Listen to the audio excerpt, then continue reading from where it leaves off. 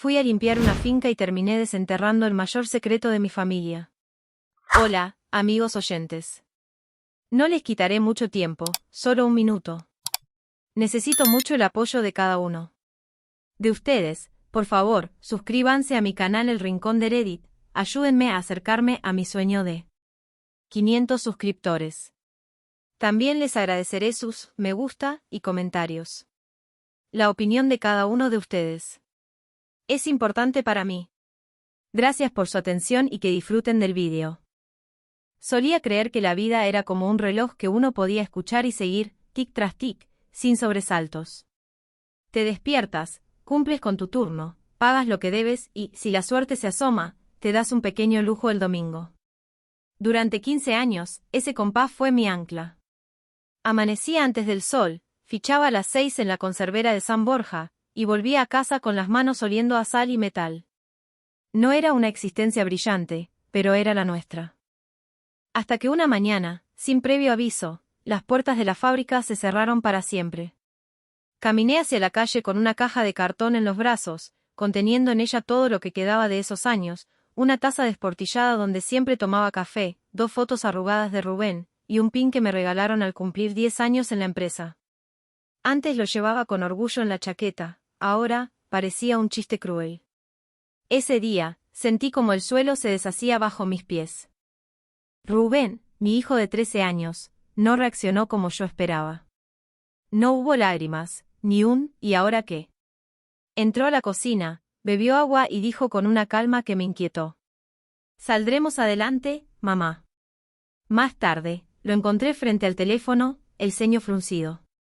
Puse mi bicicleta a la venta, anunció.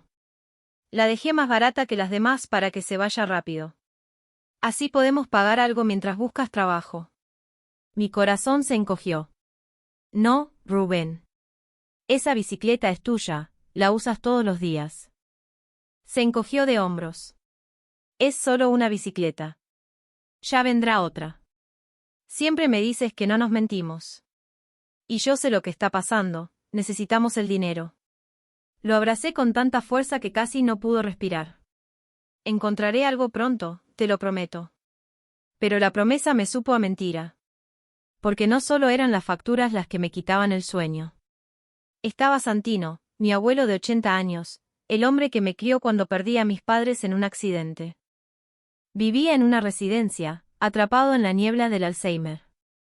A veces apenas recordaba mi nombre, pero jamás dejé de visitarlo cada semana.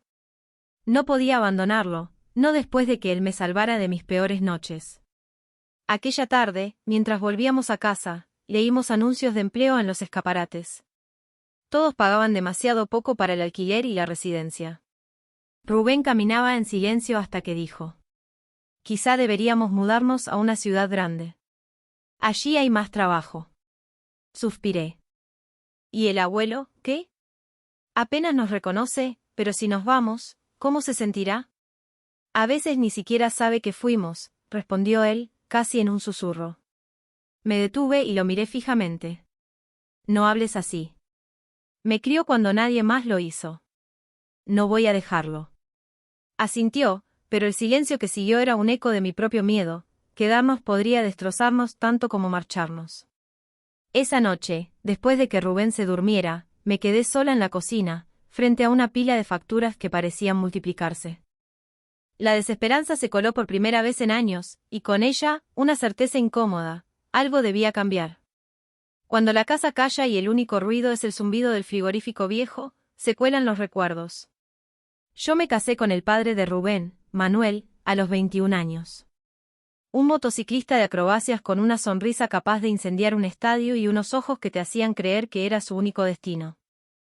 Lo conocí en una exhibición local, una noche de verano, cuando su compañía pasó fugazmente por San Borja. Me invitó a un café después de aquella noche de acrobacias, y en 2 semanas ya nos comportábamos como si hubiéramos compartido media vida. A la tercera, me pidió matrimonio con una sonrisa que parecía imposible de rechazar. Santino, mi abuelo, no celebró la noticia. Recuerdo su ceño fruncido, su voz baja y firme. Los hombres como él no se quedan quietos. Yo tenía 20 años y el corazón al mando. No vi las advertencias, o no quise verlas.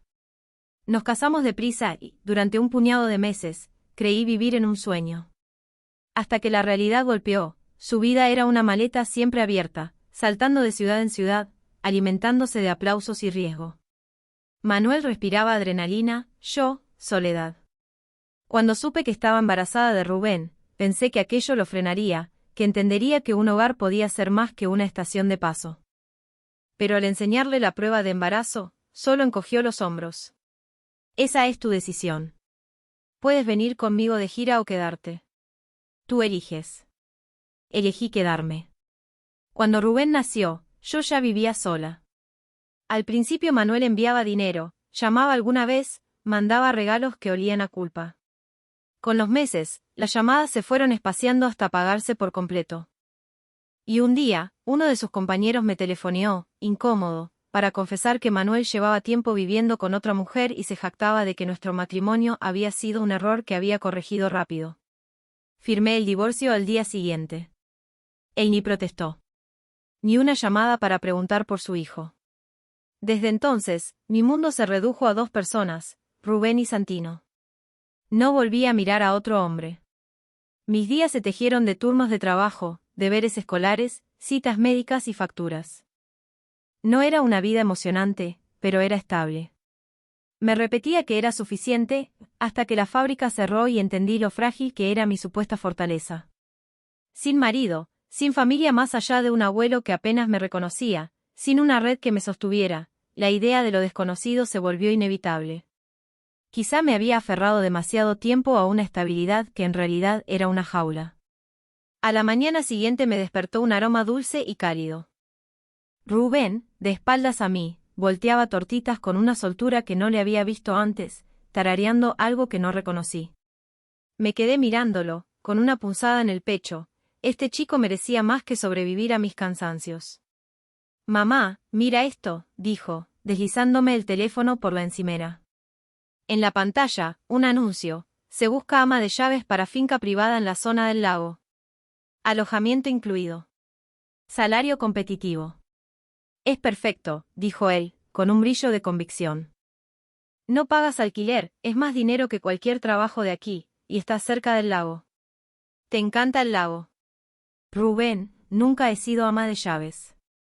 No sé ni por dónde empezar. Es limpiar, mamá. Lo haces todos los días y bien. Podemos ir a ver al abuelo 2 veces al mes. No está tan lejos. Vaciló, y luego añadió, más suave. No quiero verte así nunca más. Sus palabras me golpearon como un puñal frío. Quise prometerle que todo se arreglaría si esperábamos, pero ya no creía en la espera. ¿Estás seguro? Pregunté. En serio. Si no te gusta, volvemos. Yo puedo hacer la escuela online por ahora. Y ahí estaba mi hijo de 13 años, planeando sacrificios como si llevara toda la vida haciéndolos. Sentí un nudo en la garganta. No, dije rápido, más para ocultar la emoción que por negarme. No vas a dejar los estudios, Rubén. Mi voz fue firme, aunque por dentro sentía que me resquebrajaba. Encontraremos otra manera. Esa misma noche, con las facturas apiladas como amenazas silenciosas a mi lado, rellené la solicitud en línea. A la mañana siguiente, me llamó una mujer llamada Sierra. Administradora de la finca. Energía contagiosa, tono amable. Cuando le expliqué que tenía un hijo adolescente, no vaciló. Podemos arreglarlo para que viva aquí contigo. Incluso podría ayudarte algunas horas si quiere. 2 días después, estábamos en un tren. Metí solo lo indispensable, un par de mudas, el portátil de Rubén, y mi vieja guitarra, la que mi madre me regaló a los 15. Hacía años que no la tocaba, pero sentí que debía llevarla. Antes de irnos, pasamos por la residencia. El abuelo estaba junto a la ventana, con una manta cubriéndole los hombros frágiles. Me arrodillé frente a él. Abuelo, nos mudamos por trabajo, pero vendremos a verte. Lo prometo. Sus párpados se alzaron lentamente, y por un instante pareció verme de verdad. Sasa, mi pequeña Gene, murmuró, confundiéndome, como tantas veces. Tragué saliva. Soy reina, abuelo. Y este es Rubén. Me estrechó la mano con la calidez de otros tiempos. Sé feliz, querida. Cuando el tren arrancó, Rubén me apretó el hombro. Esto va a salir bien. Lo siento. Yo intenté creerlo. La finca apareció entre los árboles como un espejismo, arquitectura moderna abrazada por muros de madera envejecida, restos de una granja reconvertida. Sierra, al volante, nos contaba que el propietario, Fernando, era un director famoso de videoclips y anuncios. Reconocí el nombre, pero nunca seguí la vida de celebridades. Nuestros aposentos eran una suite modesta pero luminosa en una de las salas. Rubén saltó sobre la cama como un niño en un hotel. Mamá, esto es una locura. Y mira la vista. El lago de Valencia brillaba como plata líquida bajo un cielo pálido. Quizá, pensé, esto no sería tan malo. Una cosa que debes saber, dijo Sierra, bajando la voz. Fernando es brillante, creativo, pero temperamental. No te lo tomes personal. No entendí del todo hasta esa noche. Estaba quitando el polvo de la sala principal, el doble de grande que nuestro apartamento, cuando escuché una voz a mi espalda. Sabes que esa es una pieza original, ¿verdad? No de tienda de rebajas. Me giré tan rápido que casi dejé caer el trapo. Él estaba allí, apoyado en el marco, alto, ojos azules afilados, cabello oscuro y pulcro. Más joven de lo que esperaba, quizá a finales de los 30, pero con la seguridad de quien siempre es escuchado. Lo siento, solo quería ser cuidadosa. Ser cuidadosa está bien. La crítica, sin embargo, es opcional. Tardé en entender hasta que vi la televisión detrás de él, uno de sus videoclips, justo el que yo había comentado antes, sola, con un ¿quién ve estas cosas ahora? Tranquila, dijo, cruzándose de brazos. Tengo críticos profesionales para eso. Pero es refrescante que la ayuda opine. Me ardieron las mejillas. Perdón, señor. Fernando está bien. Y para que conste, limpias muy bien. Si sigues así, nos llevaremos bien. Se fue, dejándome entre la vergüenza y una irritación sorda. Esa noche, Rubén regresó de explorar la propiedad, con las mejillas encendidas. Mamá, ¿sabes a quién conocí? A Fernando. Es genial. Me preguntó qué música me gusta y dijo que quizá me enseñe su estudio. Parpadeé. El mismo Fernando que conocí. Pregunté, intentando que mi voz sonara neutra. Rubén sonrió. Quizás solo no le caen bien los adultos. En los días siguientes, me volqué en aprender cada rincón de mi trabajo, el ciclo de la colada, qué productos usar en qué superficies, cómo devolver el brillo a los ventanales sin dejar una sola marca. Yesenia apenas me dirigía la palabra, cuando lo hacía, eran comentarios afilados, cargados de ironía, que me dejaban dudando si debía reír o sentirme ofendida. Con Rubén, en cambio, parecía otra persona, lo encontraba charlando con él en el jardín o sentados al piano, sus dedos señalando acordes mientras mi hijo absorbía cada nota. Me mantenía a distancia. Estaba allí por un sueldo, no por amistades. Aún así, hubo momentos en los que me descubrí preguntándome por el hombre tras el sarcasmo. Como aquella tarde que, al pasar por su oficina, escuché una melodía de guitarra suave, íntima. No era el Fernando público, el de los videoclips brillantes, era alguien más, y sonaba solo. La soledad la conocía bien, podía reconocerla en otro aunque la escondiera. Con el tiempo, la finca me impuso un ritmo nuevo. Amanecía temprano, preparaba café en una cocina más grande que mi antiguo apartamento y me dedicaba a pulir cristales, espantar el polvo de estanterías cargadas de libros que quizá nadie abría, y a procurar que la ropa de cama oliera a primavera todo el año. Era un trabajo más duro de lo que había imaginado, pero tranquilizador. No había despidos, ni facturas sin pagar, solo el objetivo simple de dejarlo todo impecable. Rubén prosperaba. Ayudaba al jardinero, hacía recados para Sierra, por las noches, no paraba de hablarme de Fernando, que lo había adoptado como una especie de aprendiz no oficial. Mamá, ¿sabías que tiene un estudio de grabación aquí? Pero de verdad, de nivel profesional. Dice que la semana que viene puedo verlo mezclar una pista. Forcé una sonrisa, aunque una sombra de preocupación se deslizó en mi voz. Solo, no lo molestes demasiado. Me invitó, mamá. puso los ojos en blanco. Era cierto.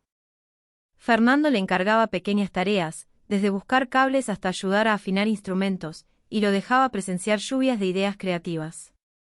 Conmigo, su trato era imprevisible. Algunos días apenas notaba mi presencia salvo para lanzar un comentario mordaz, otros, de repente, se suavizaba y preguntaba si necesitaba algo o si Rubén estaba bien. Una tarde, volviendo de la lavandería, escuché una música que me detuvo en seco. Notas de guitarra acústica, lentas, cargadas de melancolía. Me asomé. Fernando estaba encorvado sobre el instrumento, los ojos cerrados, como perdido en un lugar al que yo no podía seguirlo. Nada que ver con las canciones llamativas que lo habían hecho famoso. Cuando me vio, interrumpió bruscamente. ¿Necesitas algo?, preguntó, sin expresión. No, lo siento, solo pasaba. Asintió. Cierra la puerta al salir. Lo hice, pero la melodía se quedó conmigo toda la noche. Por primera vez desde que llegamos, sentí curiosidad genuina. Había más en Fernando que aquel ingenio afilado que me había sonrojado el primer día, bajo el gusto caro y el control calculado, había tristeza. Y yo entendía de eso. Había pasado años cubriendo la mía con trabajo y responsabilidades, hasta no dejar nada de mí que no fuera la mamá de o la empleada de Rubén. Claro, no veía nada de eso. Para él, Fernando era un maestro, un referente. Quizá, pensé, ambos nos habíamos equivocado en el juicio inicial. Una tarde, mientras doblaba sábanas en la sala del personal, Sierra entró con un sobre en la mano y una sonrisa apenas contenida. Entrega especial. Dejó el sobre el mostrador. Dentro, una tarjeta color crema, con letras en relieve. Está cordialmente invitada a la celebración del 40º cumpleaños de Fernando H. Leí la tarjeta 2 veces.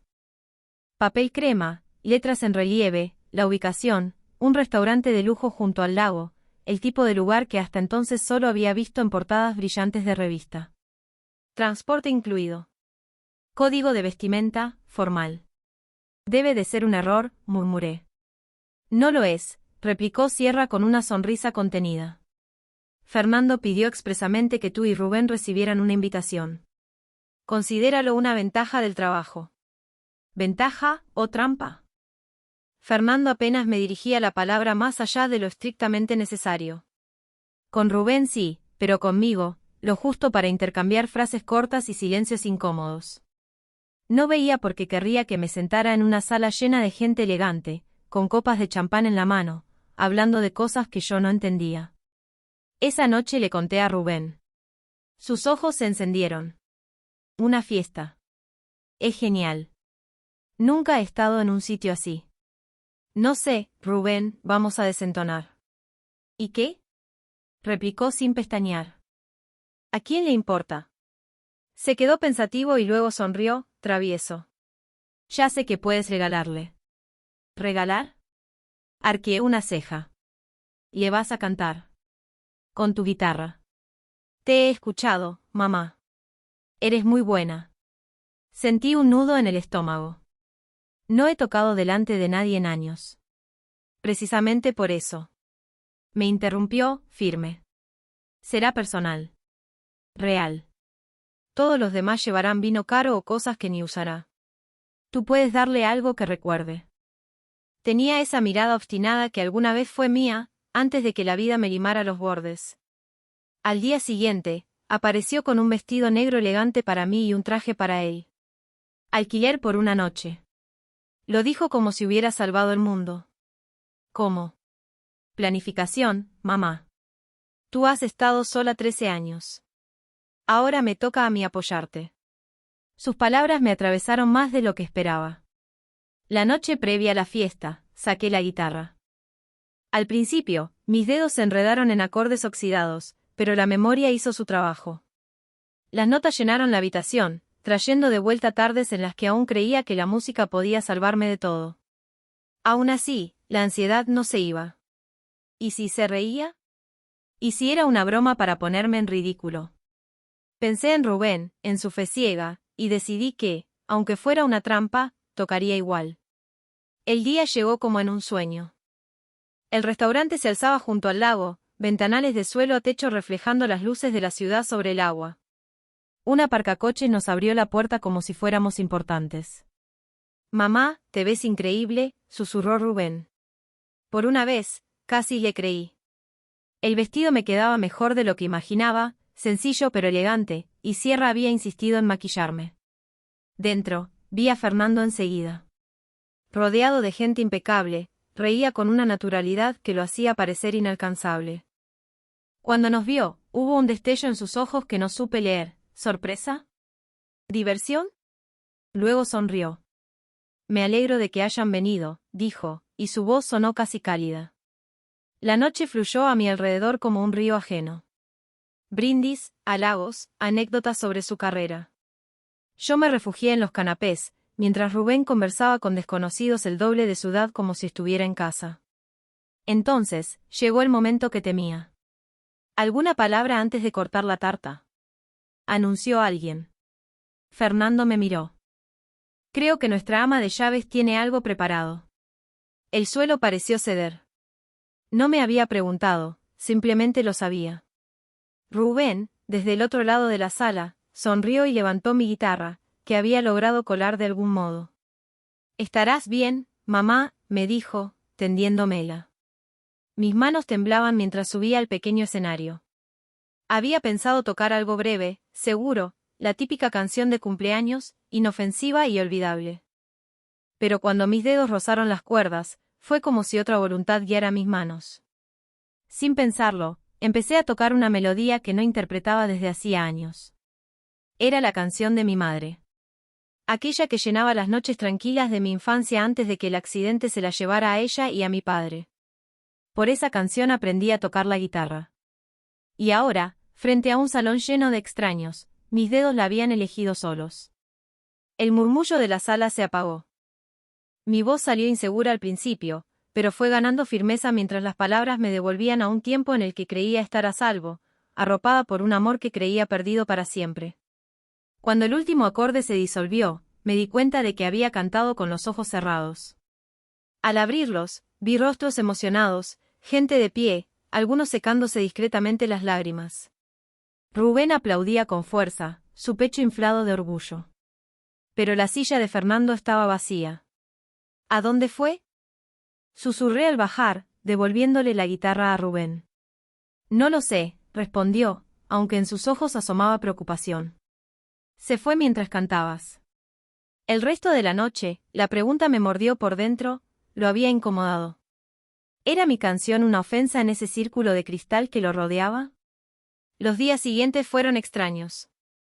Fernando apenas aparecía y, cuando lo hacía, parecía ausente.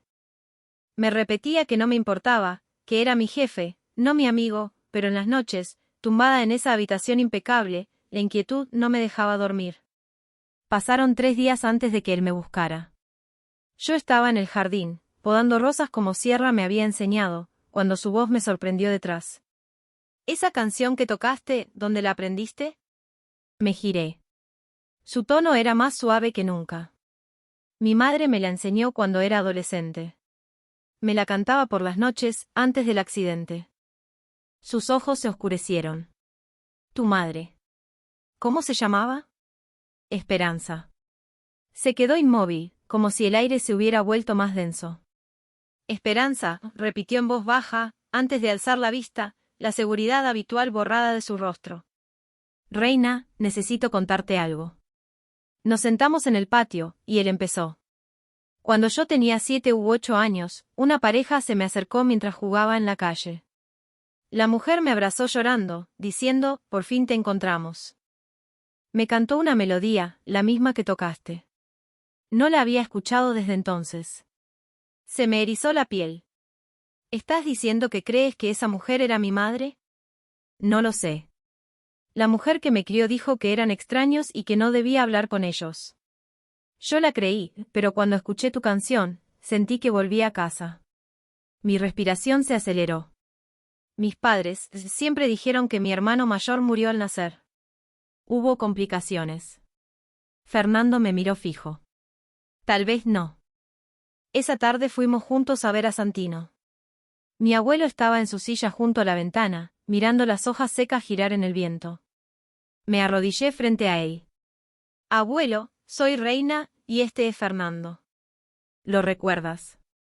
Al principio, nada. Luego, su mirada se enfocó y su mano tembló al alargarse hacia Fernando. Yesenia. Fernando parpadeó, desconcertado. ¿Qué? Mi niño, mi nieto. La voz de Santino se quebró, y lágrimas le nublaron los ojos. Nos dijeron que te habías ido, pero yo sabía que algo no estaba bien. Lo miré, con las manos aferrando los brazos de Fernando. ¿Estás seguro? Santino asintió, y en sus viejos ojos, por primera vez en meses, brilló una lucidez absoluta. Esos ojos, susurró Santino. Ojos Carter, y esa melodía. Esperanza la cantaba para los dos. Vi como el pecho de Fernando se agitaba, como si le costara llenar los pulmones. Tantos años pensando que no pertenecía a ninguna parte, y resulta que tenía una familia. ¿Qué te tenía a ti? Las lágrimas me ardieron antes de caer. Eres mi hermano. Me miró, y su expresión se quebró entre la sorpresa y un alivio casi infantil. Todo indica que sí. Nos quedamos con Santino largo rato, escuchando cómo saltaba del presente al pasado. Recordó el golpe que supuso para mis padres perder a su primer hijo, un dolor que nunca se apagó del todo. Sentir aquello fue como abrir una ventana a una historia que desconocía por completo. Al salir, Fernando no dudó. Voy a trasladarlo a la finca. A una habitación digna, con cuidados constantes. Si es mi familia, merece lo mejor. En pocas semanas, Santino ocupaba una amplia suite con vistas al jardín, atendido día y noche por personal especializado. Sus momentos de lucidez comenzaron a alargarse, y cuando la confusión volvía, se quedaba tranquilo, arropado por un entorno cálido y familiar. Mientras tanto, Rubén y Fernando se hicieron inseparables.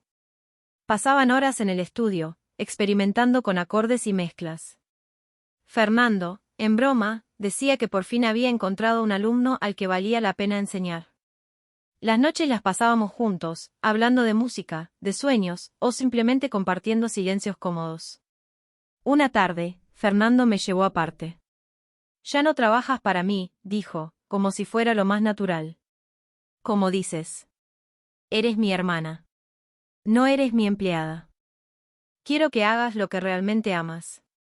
Tienes talento, Reina. Reí, sintiendo que las lágrimas me cosquilleaban los ojos. No subo a un escenario desde hace años. Entonces empieza poco a poco. Enseña a niños, graba algo, lo que quieras. Pero no te escondas como yo lo hice. En ese momento entendí que él también había vivido encerrado en una armadura de éxito, ocultando el vacío de no conocer sus raíces. Ahora, ambos teníamos un lugar al que llamar hogar.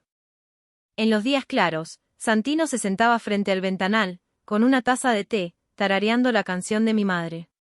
En los días grises, la calma lo protegía. Fernando lo visitaba cada tarde, leía cartas antiguas o tocaba la guitarra junto a él.